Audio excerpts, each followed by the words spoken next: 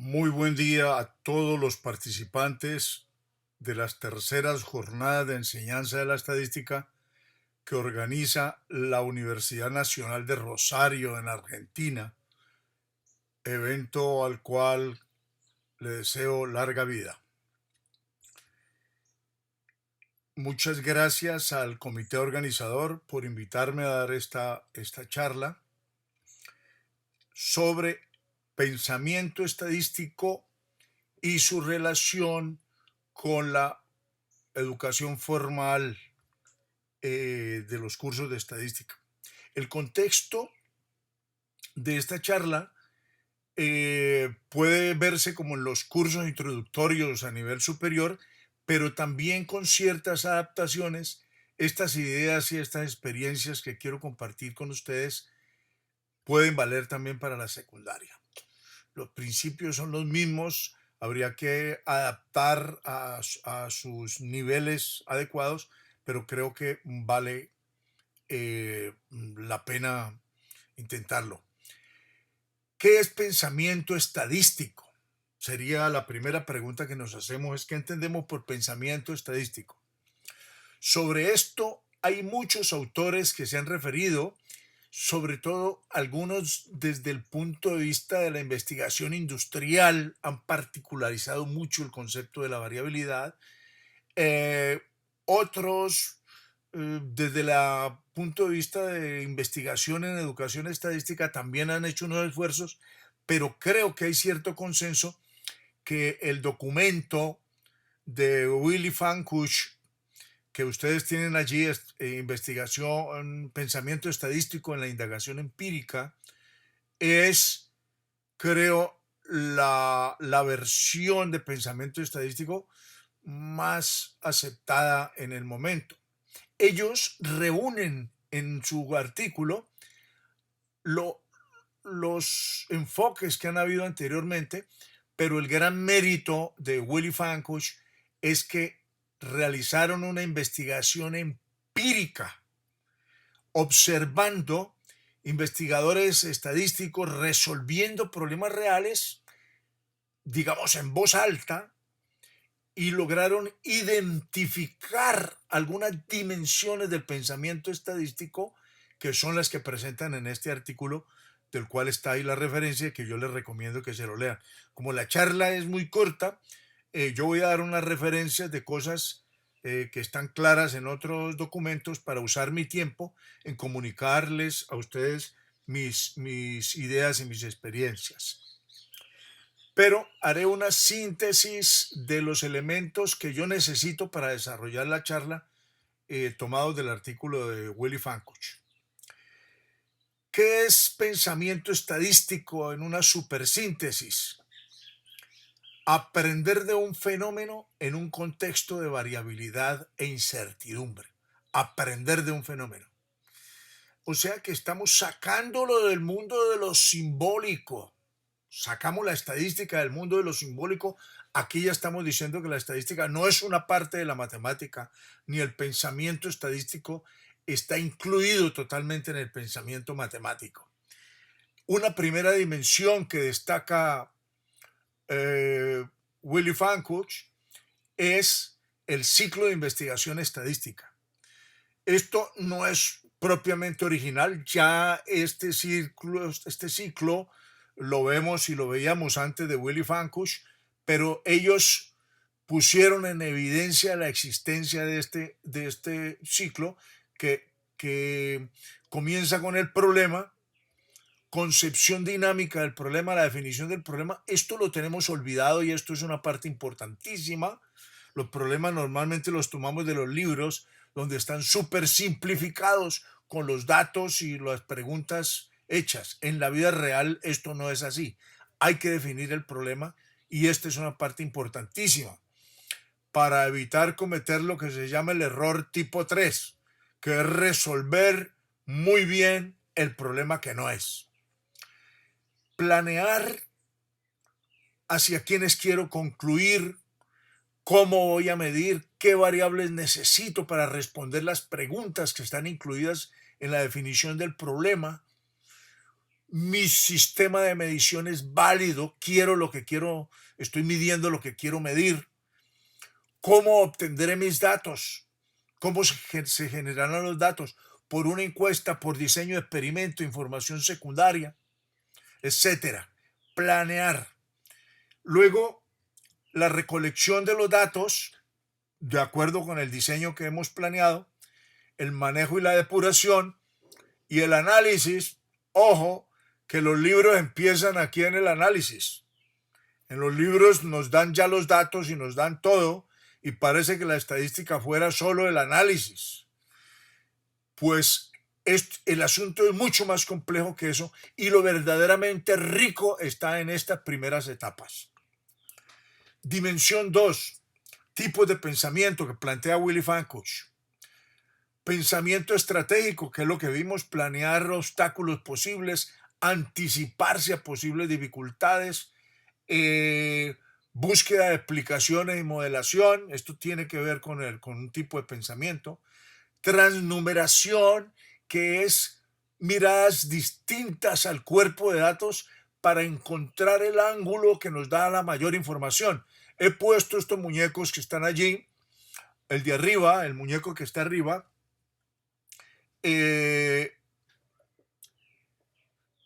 nos da una posible información como un caballo que tiene algo encima, pero cuando logramos encontrar el ángulo, por ejemplo este de perfil, ya no hay duda que este es un camello, y hasta un niño de 5 años lo puede. A eso se refiere la transnumeración. Aplicación de técnicas es otra de las actividades importantes en el pensamiento estadístico, pero fíjense que a eso le dedicamos mucho tiempo en los cursos, y aquí es solo una partecita. Mire, aplicación de técnicas es una pequeña parte del proceso, y tanto tiempo que le dedicamos a la aplicación de técnicas, siendo no la parte más importante realmente del proceso, como voy a explicar más adelante.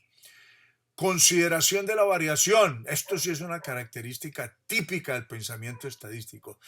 Es salirnos del enfoque determinística y reconocer que en los problemas reales del mundo, cuando nos salimos de la matemática, la variabilidad es una característica inherente, inevitable de los fenómenos, y que ignorarla puede tener su precio.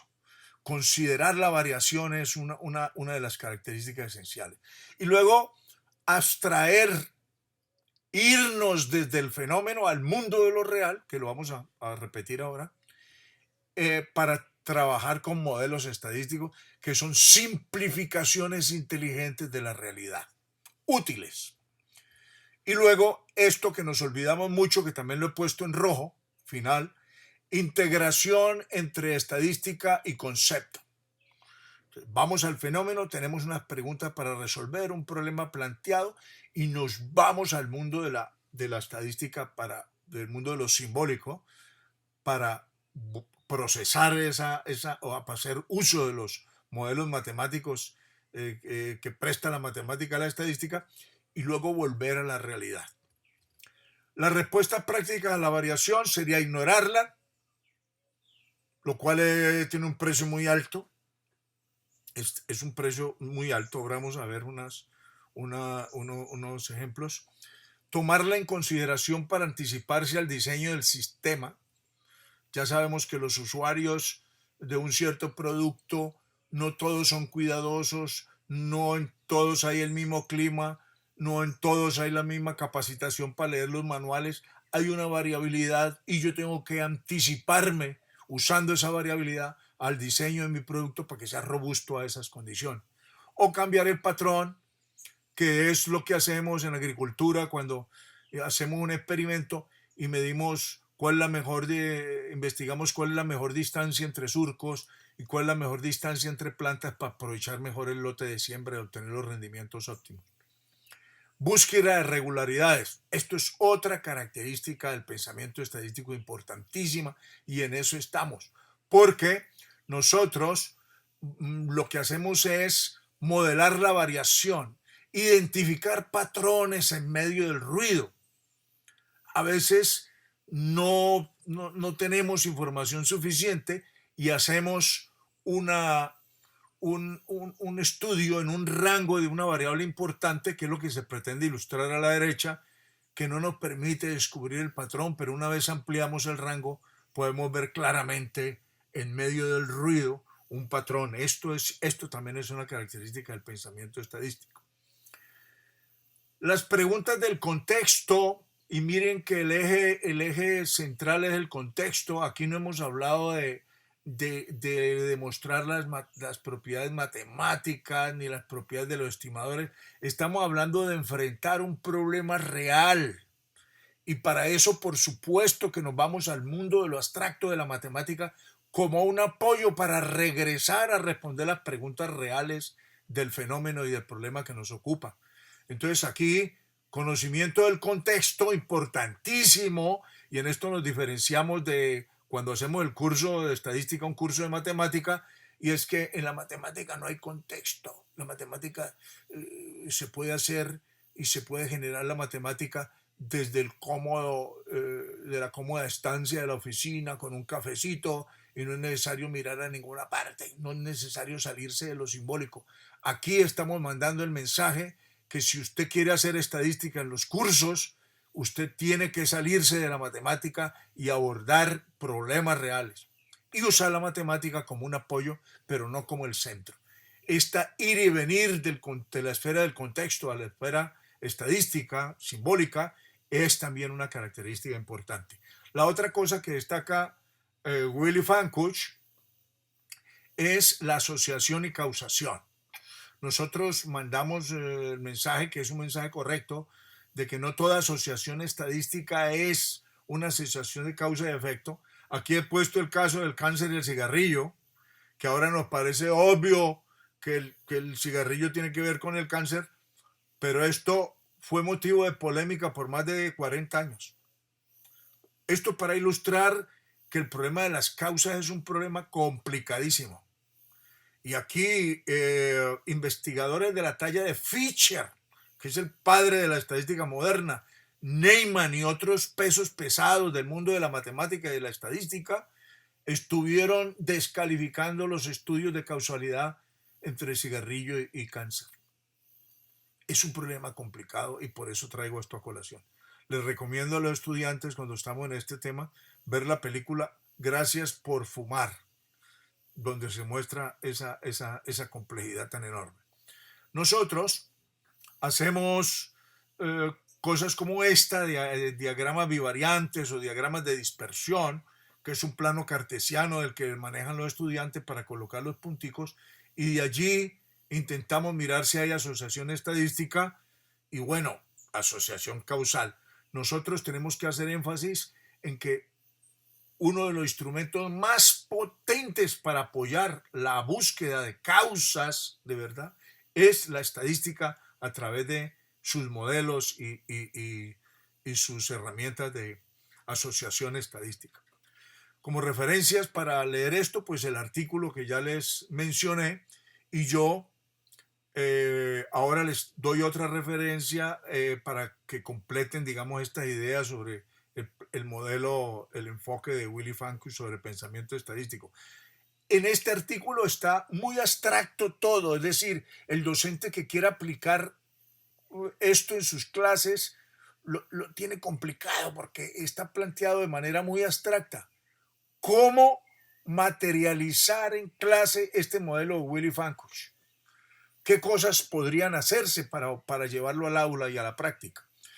Primero que todo, si la matemática en nuestros cursos es el centro, pues lo que estamos enseñando es el pensamiento deductivo de la matemática. Si nosotros hacemos las demostraciones y nuestro mundo es el mundo de los símbolos, entonces nosotros no estamos haciendo estadística. Ya vimos que en el pensamiento estadístico hablamos del estudio de un fenómeno en medio de variabilidad e incertidumbre. Si eso no lo estamos haciendo, nosotros estamos enseñando algo parecido a la estadística, pero no es la estadística. Entonces hay que quitar del centro la matemática y poner el centro en los problemas del mundo real.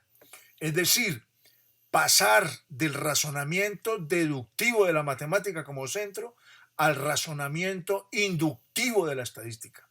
La estadística en su aplicación es razonamiento inductivo. Si no estamos haciendo razonamiento inductivo en el curso, pues no estamos haciendo estadística. Una manera de hacerlo, aquí tengo un hermoso libro de mi compañero, amigo y socio académico Pere Grima, de la Universidad Politécnica de Cataluña, que ha escogido de las tesis que presentan los estudiantes de la Universidad Politécnica de Cataluña para graduarse de estadísticos, ha escogido unas en todos los campos. Entonces ahí podemos ver que hay en el campo del mercadeo, de la biología, de la ecología, de la industria, de la música, del arte, y ha hecho una síntesis en la que cualquiera puede leerlo y entender qué es lo que han hecho sin saber mucha matemática.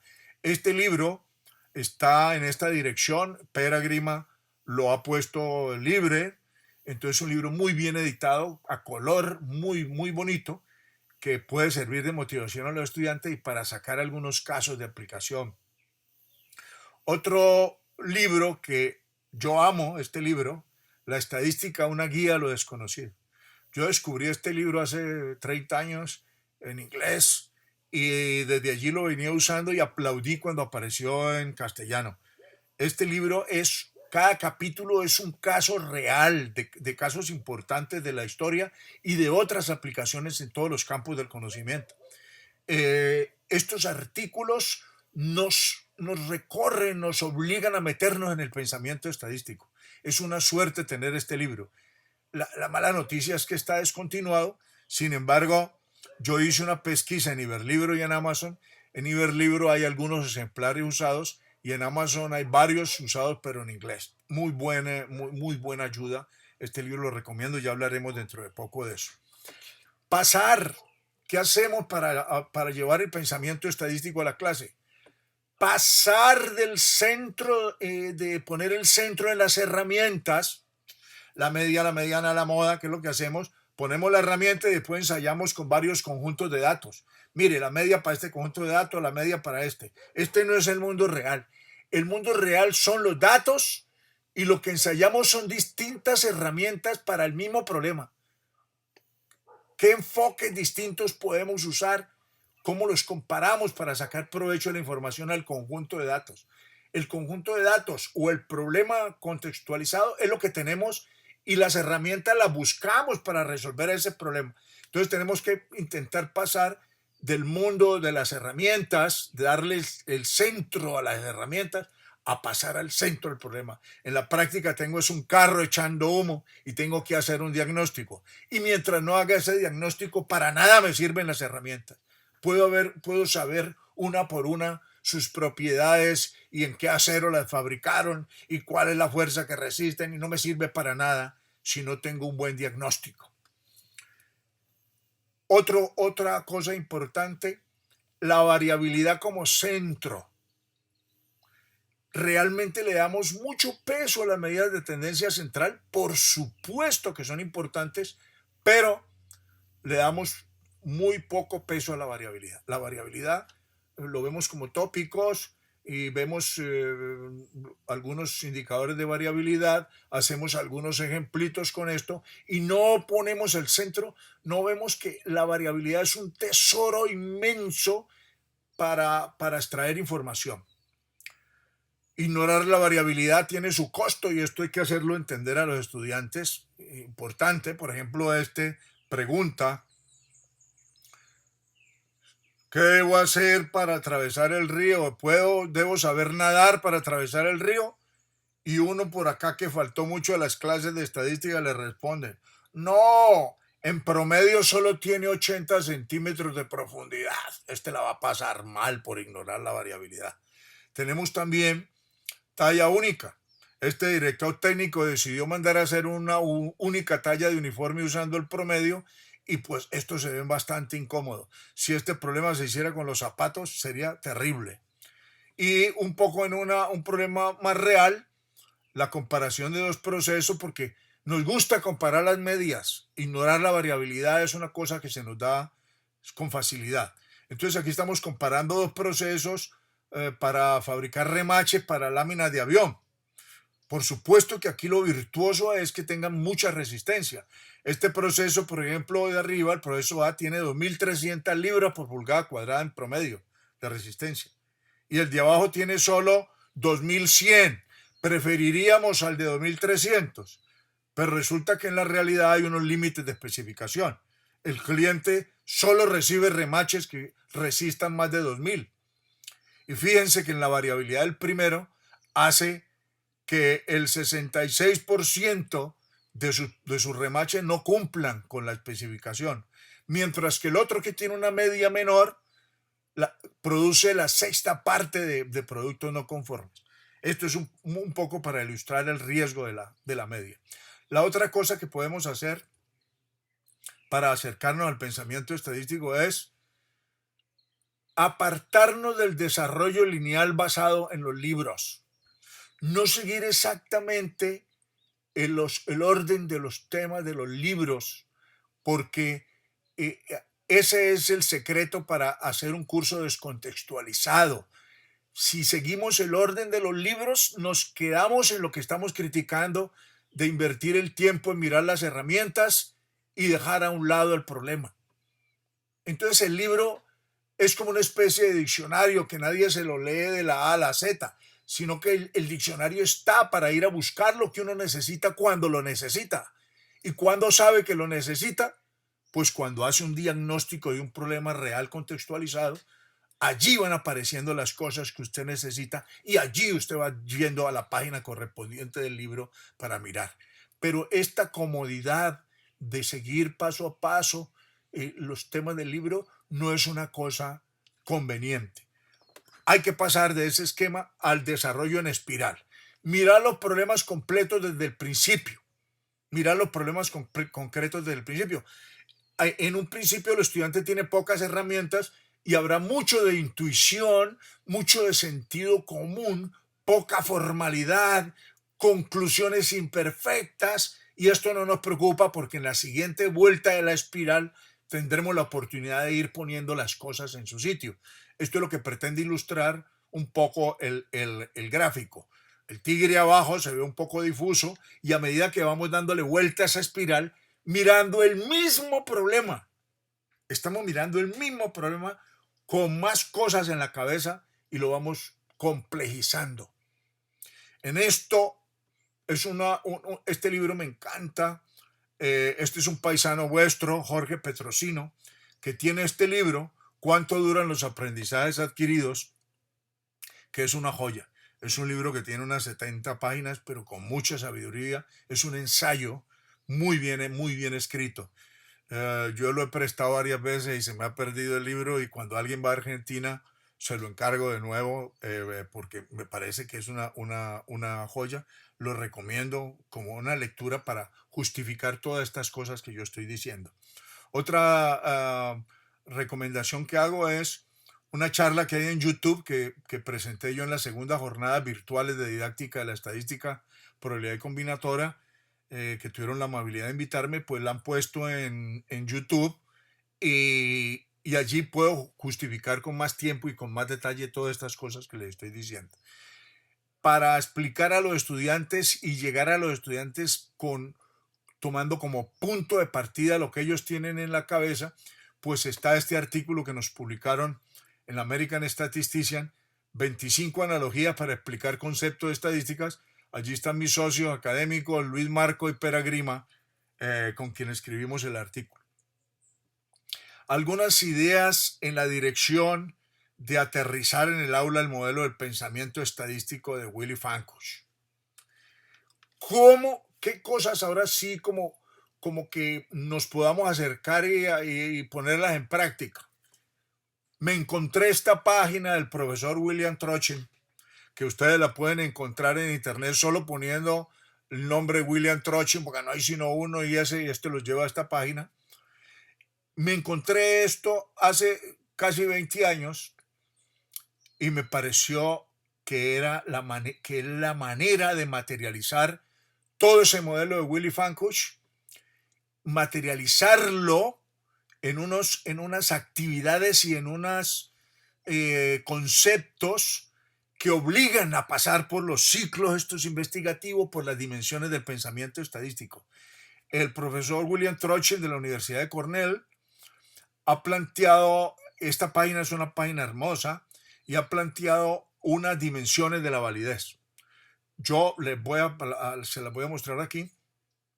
La validez externa, cada flechita se corresponde con la parejita del mismo color del otro lado. La validez externa tiene que ver con el grado de generalización del conocimiento. Ya sabemos que esto le da valor. Entre más general sean las conclusiones de mi estudio, más valor tendrá. Entonces, eso tiene que ver con la generación de los datos. Cómo generar los datos. Y tiene que ver, por supuesto, si es un diseño de experimentos, si es una encuesta, etcétera. Y ahí habrá que hacerse todas las preguntas que nos plantea Willy Fankush en su ciclo de investigación. Validez del constructo. Un constructo es un ente mental. En ingeniería lo tenemos fácil. Cuando hablamos de resistencia al esfuerzo cortante, ya está claro qué eso significa, y además es una medida estandarizada internacionalmente como las medidas de la química sanguínea. Pero cuando hablamos de autoestima, esto es una cosa que es etérea, tenemos una idea vaga. Cuando hablamos de pobreza de un país, esto lo entendemos y sentimos que es la pobreza, pero medir la pobreza es otra cosa. Y entonces a ese constructo tenemos que asociarle una medición y tenemos que tener unos criterios para saber si esa medición que estamos haciendo es adecuada o no. Validez interna tiene que ver con si lo que vamos a comparar es comparable o no. Y esto tiene que ver con el diseño. Mirar que no hayan explicaciones alternativas. Que si yo quiero valorar un tratamiento, por ejemplo, de un ayuntamiento, una alcaldía que hizo una estrategia para mejorar los accidentes de tránsito y comparar el antes y el después, asegurarme que esos dos momentos son comparables, que no haya explicaciones alternativas distintas al tratamiento, y eso se logra con el diseño. Validez interna. Validez de las conclusiones es usar la lógica adecuada para poder concluir y estar seguro que lo que se concluye resiste la coherencia de la lógica. Usar el método adecuado, validar los supuestos que exige el método, etc. Estas dos últimas flechas no son del profesor Trochen, de ahí me indalgo la culpa. He puesto esta última flecha como validez en la comunicación, porque a veces hacemos muy bien todo y luego al presentar los resultados hacemos un gráfico mal hecho, una tabla mal hecha, y desinformamos al lector. He escrito este documento que me invitaron a presentar esta charla en el segundo encuentro iberoamericano de biometría, y escribí este documento que es de aproximadamente unas 100 páginas en las que ilustro la aplicación con ejemplos y recortes de periódico y casos, cómo se entiende y cómo se aplica estas ideas del profesor William Trochen. Además, en la parte final de este documento está también traducido parcialmente, una traducción libre que he hecho del artículo de Willy Fankush. Entonces está en español, es que una buena parte del artículo.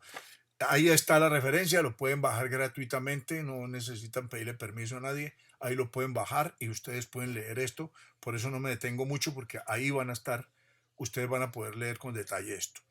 En este libro ponemos para mirar cómo materializamos el desarrollo en clase. Por ejemplo, este es un artículo del capítulo 3, hermosísimo, experiencia basada en los equipos del Hospital Metropolitano y la aleatorización continuada de pacientes.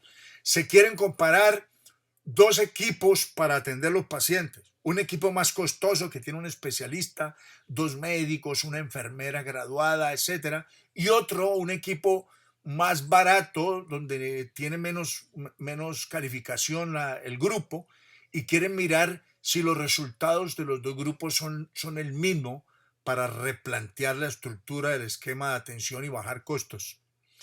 Pero esto es un lío tremendo. Esto es un lío tremendo porque aquí entra un paciente, a este grupo puede entrar un paciente viejo y aquí entra uno joven, la enfermedad del que tenía aquí es más grave de la de acá y al final cómo echarle la culpa si es que es muy difícil, son muchas variables, hay mucha complejidad, cómo echarle la culpa al resultado o cómo encontrar si en realidad es efectivo o no. Y entonces aquí aparece la aleatoriedad como un aliado, la aleatoriedad, esta incertidumbre que a veces la maldecimos, la consideramos ahora como un amigo. Y entonces cada paciente que venga, tiramos una moneda, con cara se va para la estrategia 1, con sello se va para la estrategia 2, y entonces de esta manera podemos garantizar que los dos tipos de pacientes que entran a los dos tratamientos son probabilísticamente equivalentes. Esto nos da para discutir en clase y enriquecer el pensamiento estadístico en los estudiantes enormemente y además nos facilita de una vez en clase entrar a la ley de los grandes números, que es de las cosas más grandes que hay en la estadística. Si esta ley de los grandes números no se cumpliera, la estadística serviría para poca cosa. El gran Bernoulli se demoró 20 años haciendo la demostración matemática. 20 años haciendo la demostración matemática. ¿Cómo sería Bernoulli ahora en esta época en que nos ponen a investigar a destajo con tiempos definidos y determinados? Esto hacemos una práctica en la clase por grupos, lo ponemos a tirar la moneda y ellos van poniendo en un papel milimetrado las frecuencias acumuladas y luego todos pegan los resultados en la pizarra y vemos sorprendentemente que a todos les da la misma forma, una convergencia. Esto es una maravilla, porque esto lo que nos está diciendo es que una muestra aleatoria, probabilística, grande, casi que garantiza la representatividad, que es un término que se maneja en investigación. ¿Esta muestra es representativa o no? Pues una muestra grande tomada adecuadamente es una muestra que casi podemos jurar sobre la Biblia que es una muestra representativa. Entonces, esto refuerza el artículo que acabamos de ver. Medición de los efectos en las innovaciones sociales con series temporales. Necesidad de la comparación con un control. Aquí el alcalde está mostrando su eficiencia durante su gobierno, cómo bajaron los accidentes de tránsito. Pero claro, ¿esto contra qué lo comparamos? Vamos a mirar cuál ha sido el desarrollo de los accidentes de tránsito. Y ya vemos esto. El pedacito donde aparece la línea punteada es el zoom que hemos hecho de la presentación de la izquierda. Pues viendo ya el contexto completo, vemos que bajadas como esa y subidas del mismo tamaño se pueden producir por azar. Perfectamente pueden ser debidas al azar. O sea que es difícil endilgarle eso a cualquier medida o a cualquier tratamiento, porque en el pasado hay subidas y bajadas de ese mismo tamaño sin que haya habido tratamiento. Entonces la necesidad de un control es importantísimo, esto es vital, esto tiene que ver con la validez interna que planteamos. Este es una joya, este es una verdadera joya, este artículo. Todo el pensamiento estadístico está en este artículo. Hay que pasar por todo en un problema tan sensible como fue el descubrimiento de la etiología y la efectividad de la vacuna para la poliomielitis, que era una enfermedad tan terrible. Esto tiene todos los ingredientes del pensamiento estadístico, inclusive el componente social, porque cuando uno va a aleatorizar para ver si vacuna a un niño o no, la mamá dice, no, aleatorizar no, a mi niño me lo vacunan. Y entonces, si hacemos lo que las madres dicen, nos tiramos la investigación. Pues todos estos problemas están aquí y la manera como lo resolvieron. Esto nos da para poner en la tarea, una vez que ellos han leído este artículo y lo hemos discutido en clase, les ponemos problemas como este. En la tarea. Las vacas con música dan más leche. Esto es una hipótesis que tiene un ganadero y a usted lo han contratado para hacer un experimento donde pruebe contrastar esa hipótesis. Esto tiene de largo y de ancho, es hermosísimo las ideas que sacan los estudiantes y la filigrana se van hasta el último detalle. Entonces al final la conclusión es, no se puede controlar todo, Controlemos lo que es barato y fácil y posible controlar y aleatoricemos el resto. Entonces controlamos lo que podemos y aleatorizamos el resto. Esta discusión es muy valiosa y aquí estamos haciendo estadística, aquí estamos planteando, aquí estamos formando pensamiento estadístico. Esto que no sé si en Argentina se usa, pero aquí se usa y parece que en España también, porque mi amigo Peragrima eh, planteó a sus estudiantes también este mismo problema, y es que en algunos establecimientos que hay moscas, para ahuyentar las moscas, ponen bolsas con agua. Y entonces lo que preguntamos es, ¿eso funciona? Entonces los estudiantes deben diseñar un experimento para mostrar si poner bolsas con agua en realidad ahuyenta las moscas o no. Este problema es un problema muy complicado. Es un problema muy complicado. Y la complicación central está en medir las moscas que hay antes y las moscas que hay después.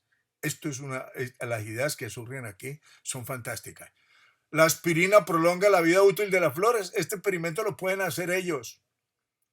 Esto lo pueden hacer ellos. Yo no lo he hecho en Colombia, pero sí sé que Pere Grima lo ha hecho en la Universidad Politécnica de Cataluña, resolviendo todos los tropiezos.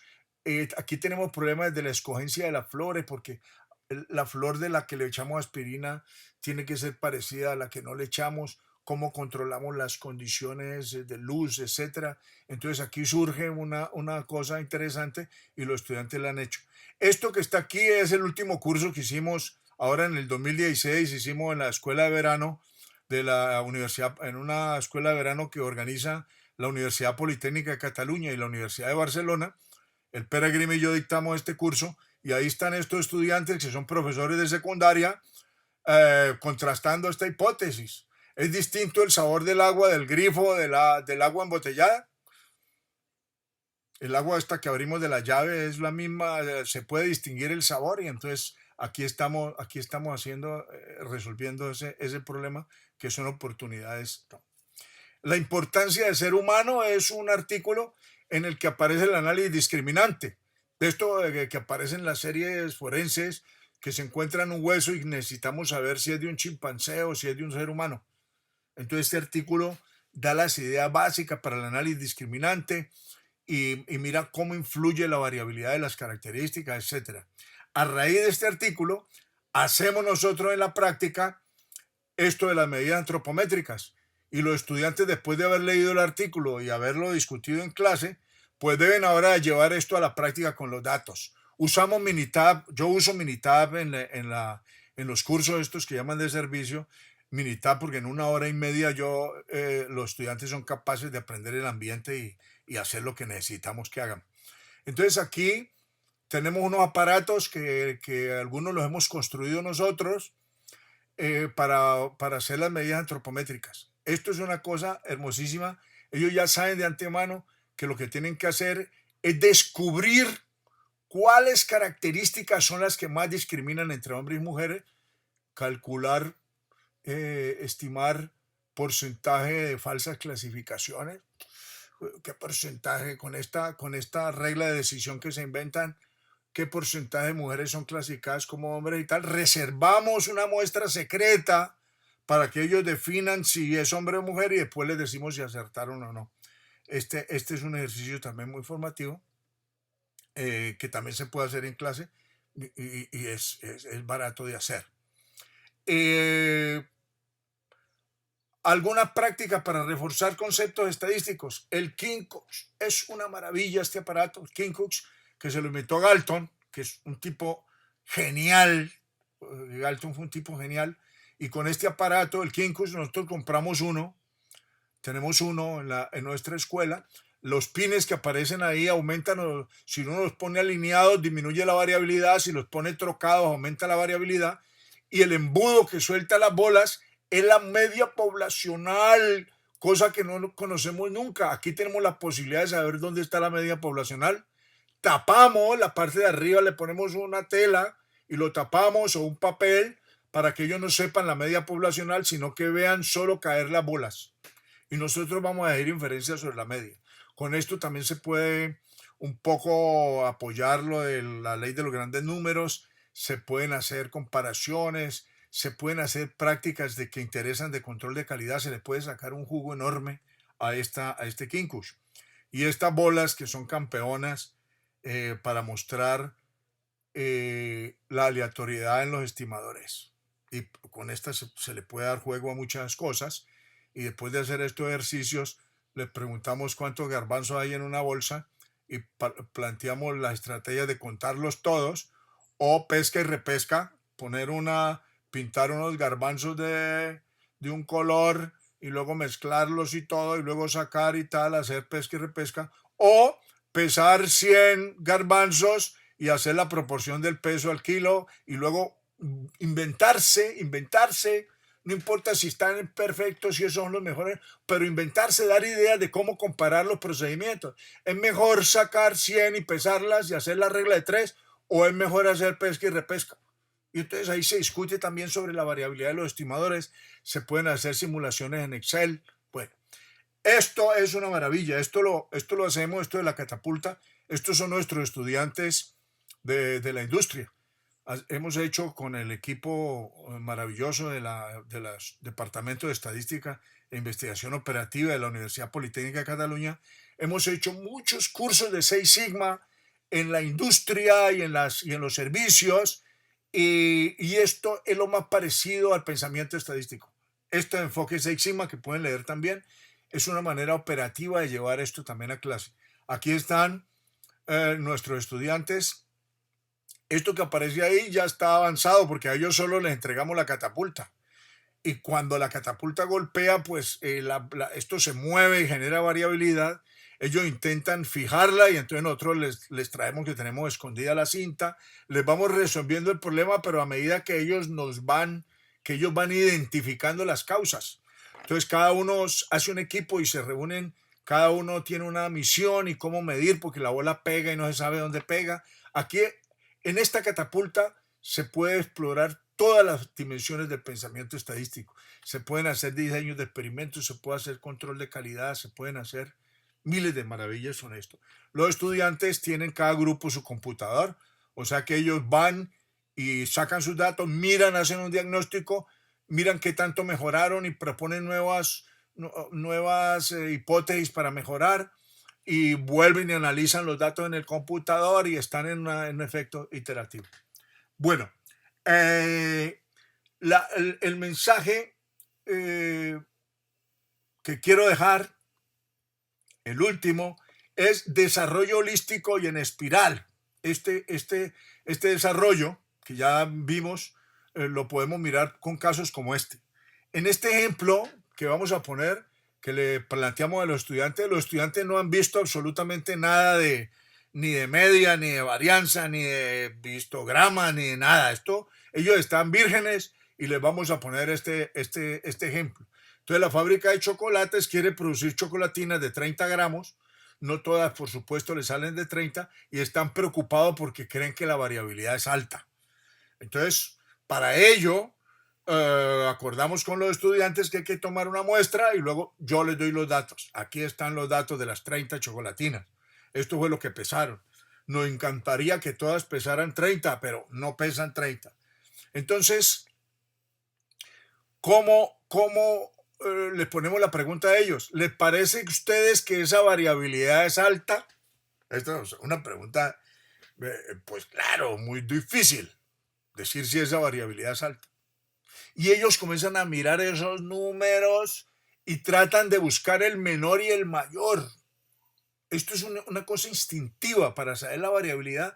Busquen cuál es la chocolatina más liviana y cuál es la chocolatina más pesada, y entonces allí les facilitamos el trabajo mostrándoles este diagrama que les decimos que se llama diagrama de puntos, y les explicamos en qué consiste y qué significa allí. O sea que aquí nos vemos de una vez que el mínimo fue 29,67 y que entre el mínimo y el máximo hay 0,8 gramos de diferencia. La conclusión que sacan los estudiantes es que 0,8 gramos de diferencia, ellos cuando compran una chocolatina jamás lo detectarían. O sea, ni se darían cuenta. O sea, que dicen, no, esa variabilidad no nos parece alta. Pero resulta que la variabilidad, la preocupación es la del fabricante, no la del comedor de chocolatina. El fabricante tiene unos límites de especificación que implican el cumplimiento de la ley, las competencias con las empresas, la capacidad, etcétera. Entonces aparecen unas definiciones de especificación.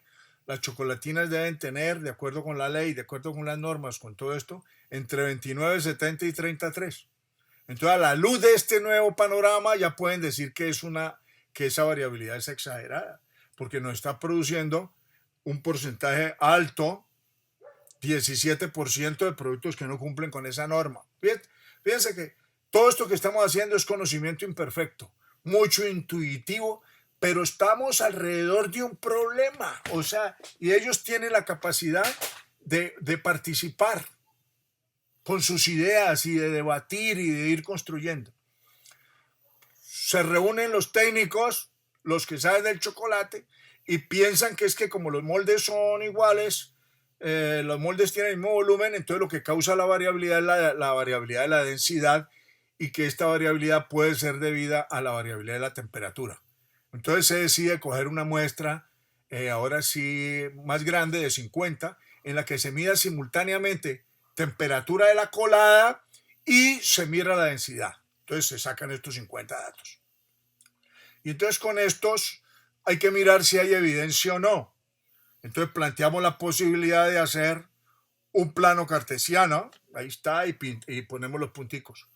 Entonces aquí explicamos cada punto de esto es el X y el Y que usted hizo en su curso de matemáticas, y entonces ya que la gente diga, sin mostrarle todavía las cosas que aparecen ahí, que diga si en realidad parece haber asociación y especule un poco alrededor de eso. Podemos decirles que pueden tirar una línea así que se aproxime por los datos. No les hablamos de mínimos cuadrados ni nada de eso, ni les decimos que esa línea surgió así. Pero aquí sí miramos que tenemos la densidad crítica. Con densidad 1,60, que es la que aparece aquí, con densidad 1,60 se producen las chocolatinas de 30 gramos exactamente. Con esta otra densidad se producen las más pesadas y con esta las más livianas. O sea que si mantenemos la densidad entre unos 52 y unos 68, entonces cumplimos con el peso de las especificaciones. Y eso se logra, yéndonos aquí a la línea que tiramos, manteniendo la temperatura entre 96 y 104. Si pudiéramos tener un termostato que nos la ponga en 100, fabricaríamos chocolatinas muy parecidas a 30 gramos.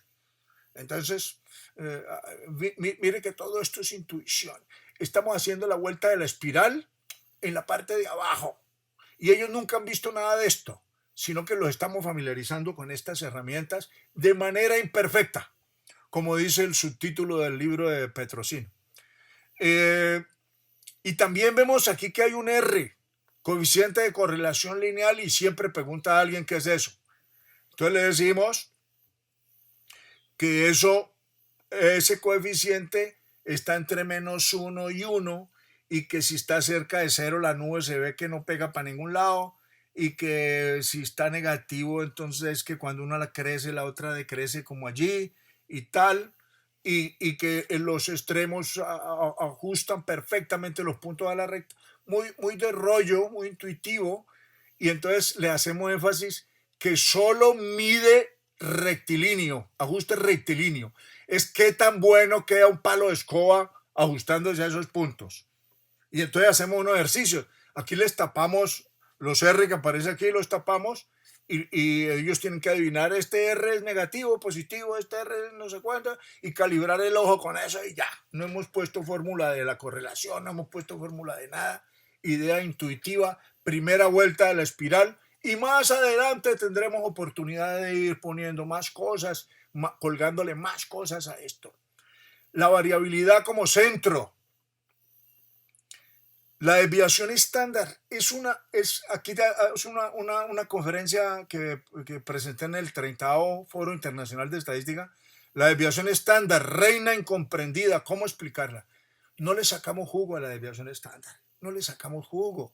La ponemos ahí como algo, y además que nos cuesta porque como es con raíz cuadrada y unos cuadrados, en cambio la desviación media es una cosa bonita, pero las distancias en valor absoluto son algo más intuitivamente más lógico y más más creíble, más entendible. Sin embargo, la desviación estándar, no hay nada más importante en estadística que la desviación estándar. Y a esto hay que sacarle punta. Empezando con que la media y la desviación estándar son producto del mismo parto. Nosotros vemos la media, la mediana, la moda, no sé qué, y luego en otro capítulo las medidas de dispersión. ¡No! La media y la desviación estándar nacen de resolver el mismo problema de optimización. Son gemelos del mismo parto, mellizos del mismo parto. Por eso, y como en una tragedia griega, la desviación estándar es la permanente crítica de la media. La desviación estándar, la una dice que también la otra representa a la población. Están siempre juntas y no las separamos.